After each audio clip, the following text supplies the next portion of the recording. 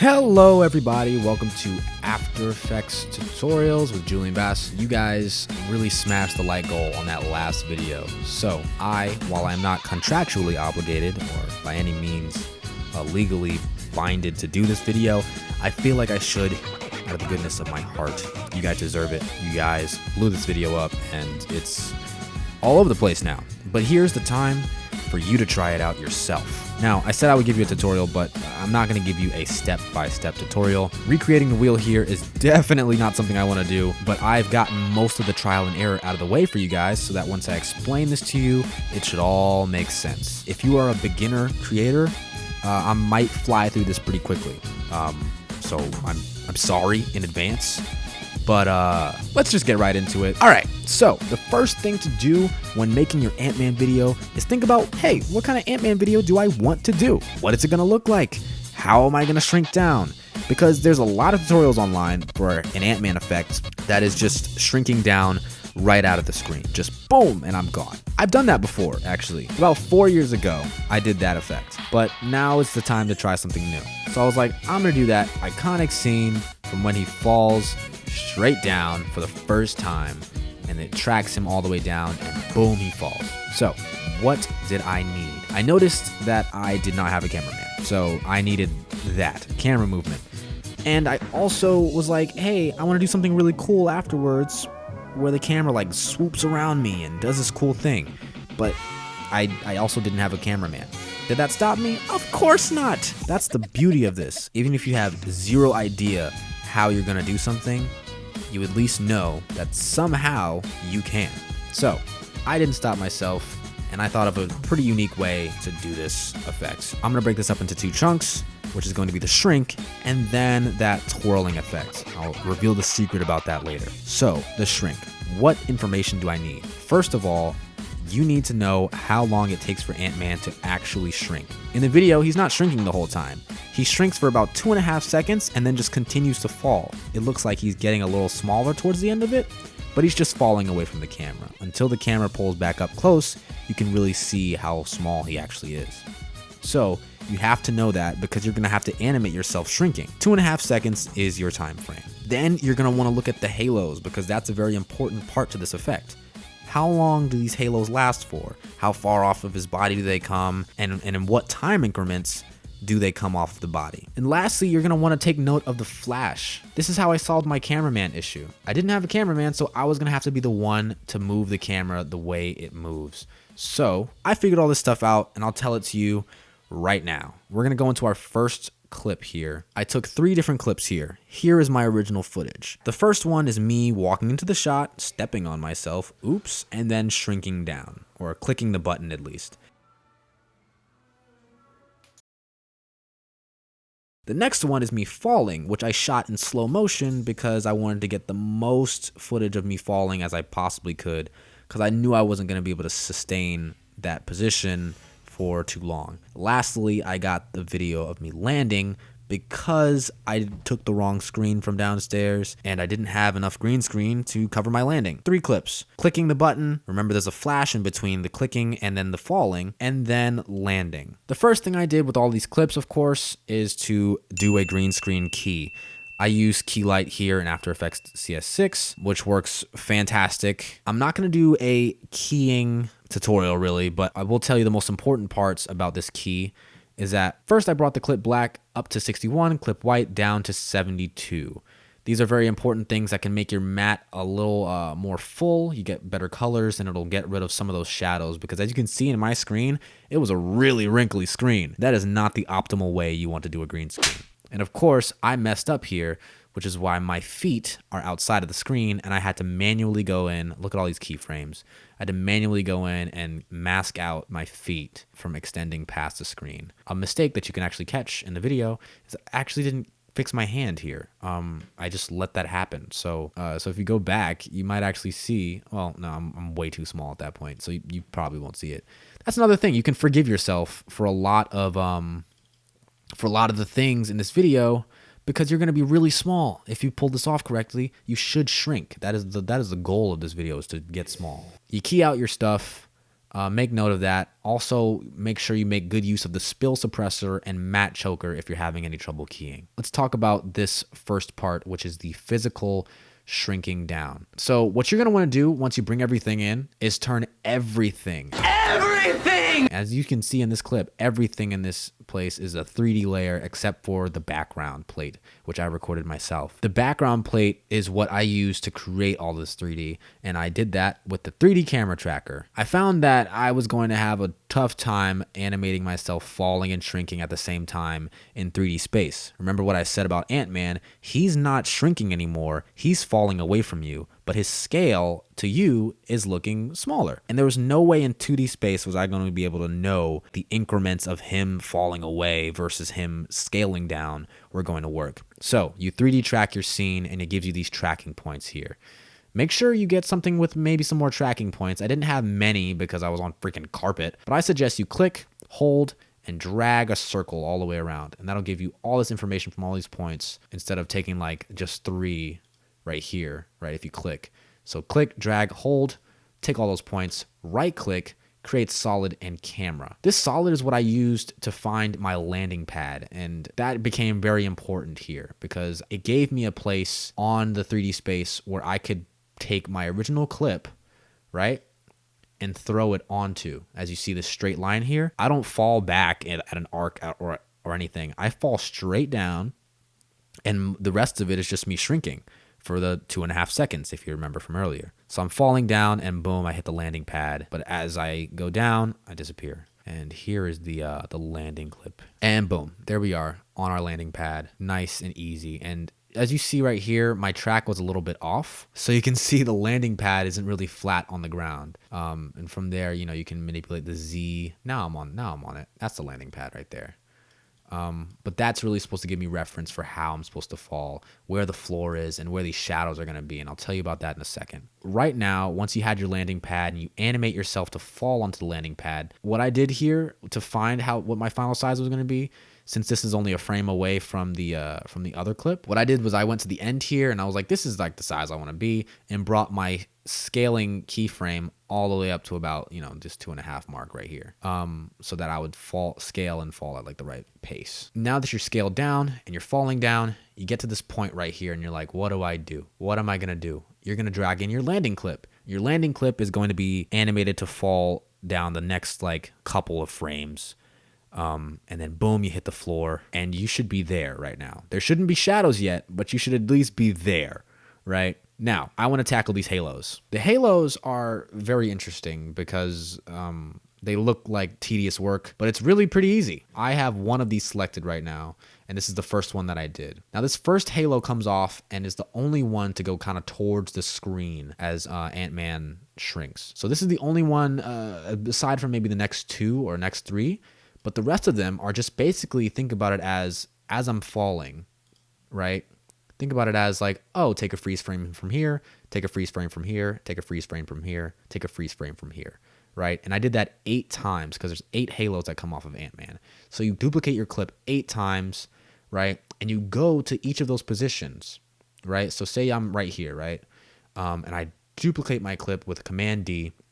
I hit U because I have all of these animated keyframes still there. And all I do is I select all of these, click hold, and select all of them, and hit the stopwatch.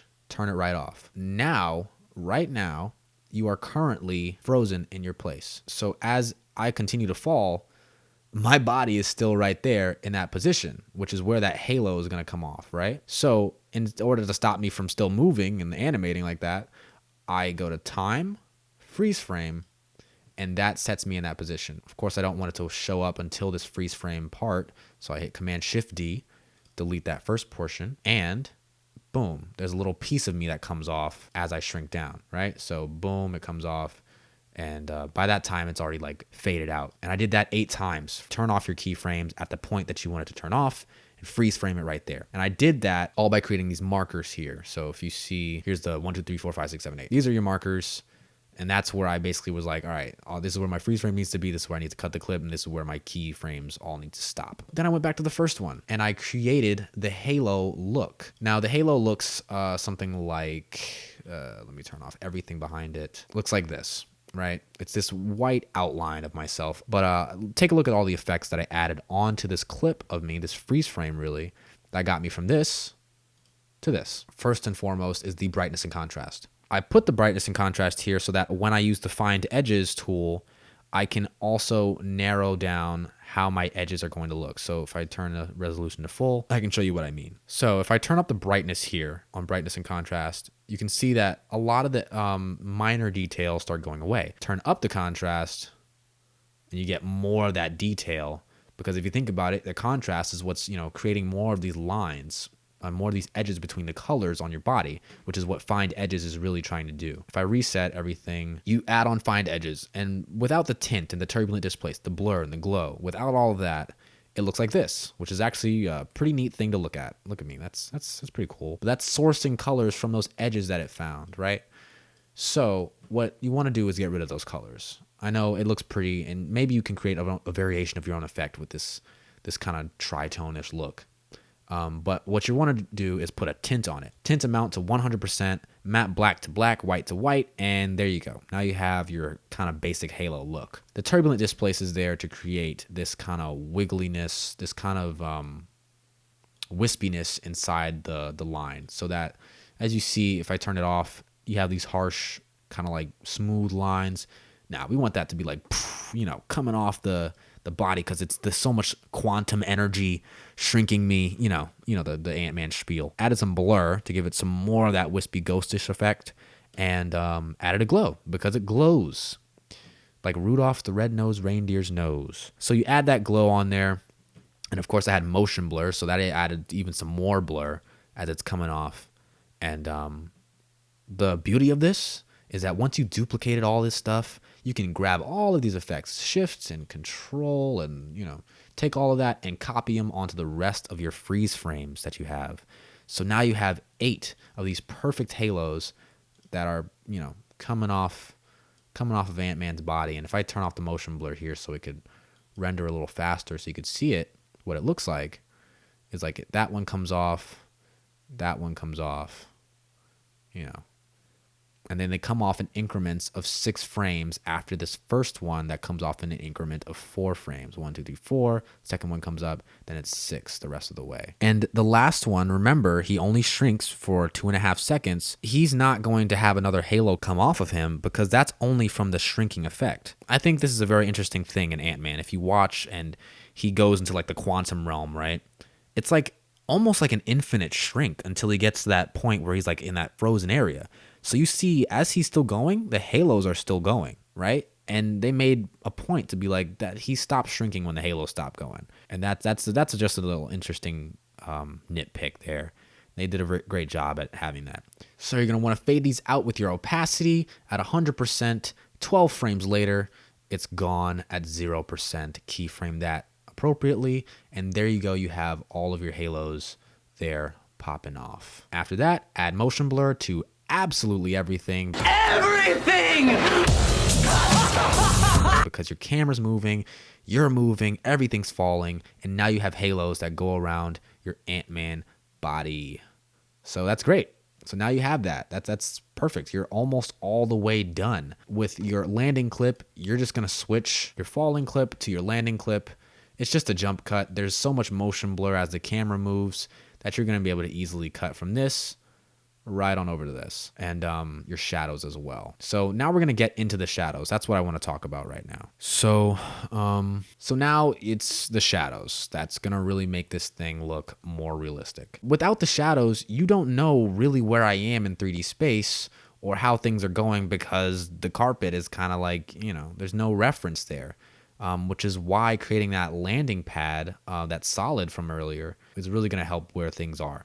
So these shadows aren't actually casted shadows from any 3D lights. These shadows are just duplications of me with the hue and saturation all the way down to 0 to make me completely black, and the fast blur to add some more blur the farther I'm away, and then I animated it to get less blurry the closer I got to the ground.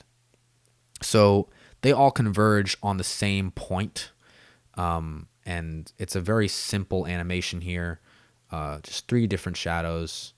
If you take a look here, they shrink The scale of those go down as only as far as I start to shrink, but then the position goes inward at a constant rate, because that is how I fall, at a constant rate. And then I do the same thing here, these 3 shadows, and the most important shadow is this one that sells the whole effect, which is this black solid here that I animated as a mask to be essentially the ambient occlusion, the shadow from me just being nearby the carpet, right? So now you have this animated mask under you, these 3 shadows, you're shrinking, you have your halos, you have everything. But there's one thing you're missing, and that's a good tilt shift effect. So here is pre-comp 3. This is where I implemented the tilt shift. This is going to sell your Ant-Man look so much better. I'm going to make a point of this later about where I started the clip. But right now, this tilt shift is what's going to make this look a lot better. So when something's small and when you're really like focusing on something, say with a macro lens or something that I don't have with this iPhone, it's going to give you this shallow depth of field, right? You see there's only this sliver here that is actually in focus and the rest of it is out. So it's important that you get that effect going, or else it won't look as small as it should be, right? So what I did here was I took a mask, right? Because you don't want to tilt shift right now. You want to tilt shift when you get closer to the ground. Took a mask, animated a portion of this video to kind of go and just get narrow right there. And I animated my mask to do that, right? Started with like a rectangle mask, took it out here, and then just blew it up. Then I duplicated this, removed the mask, and then added a blur behind it. So instead of the clip just getting smaller and it reveals black around it, it reveals the same clip, but just blurry, meaning it's going to look like the blur is enclosing on your position.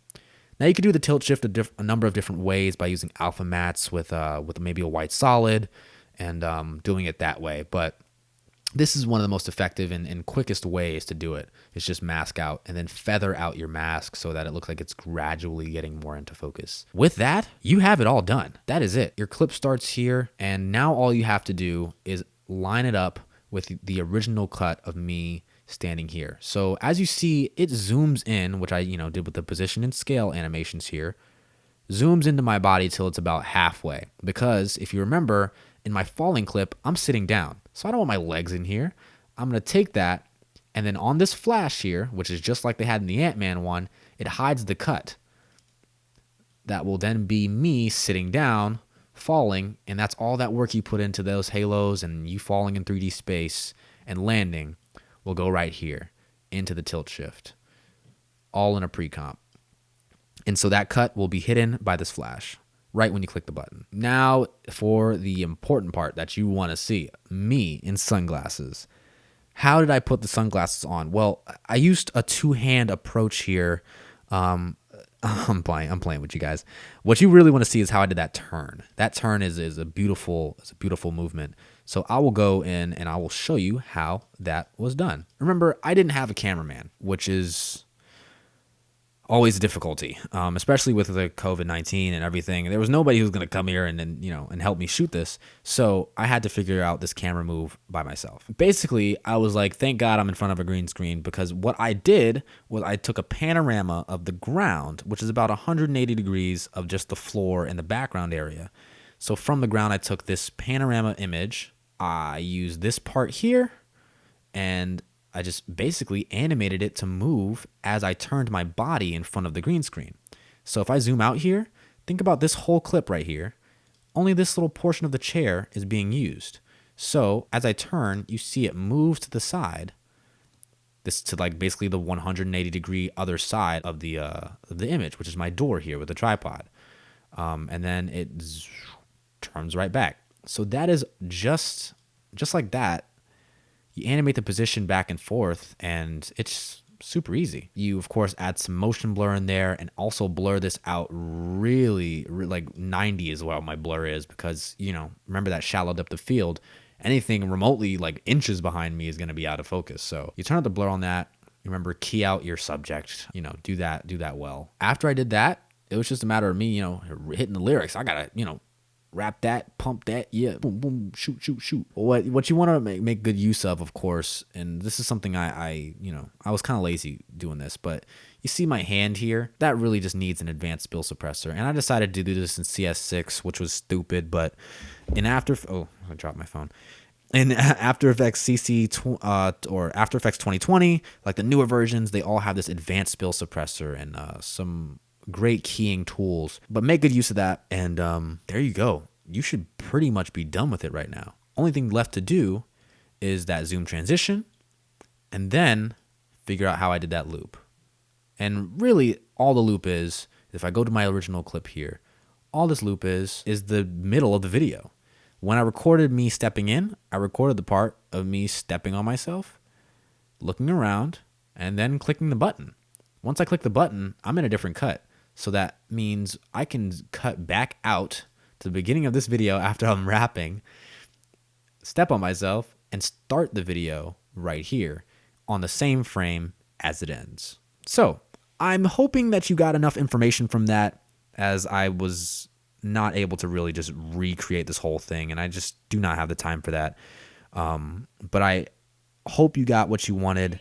Hope you got what you were looking for. Feel free to ask questions in the comments, and I will try to respond to most of them. But thank you guys for watching, and always remember to stay creative.